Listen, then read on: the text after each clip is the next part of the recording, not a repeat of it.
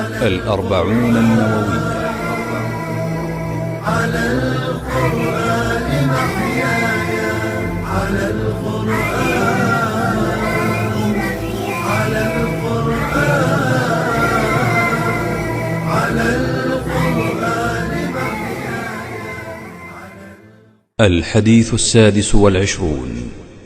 عن أبي هريرة رضي الله عنه قال: قال رسول الله صلى الله عليه وسلم: كل سلامة من الناس عليه صدقة، كل يوم تطلع فيه الشمس تعدل بين اثنين صدقة، وتعين الرجل في دابته فتحمله عليها أو ترفع له عليها متاعه صدقة، والكلمة الطيبة صدقة، وبكل خطوة تمشيها إلى الصلاة صدقة، وتميط الأذى عن الطريق صدقة. رواه البخاري ومسلم. على القرآن، على القرآن محياي، على القرآن، على القرآن،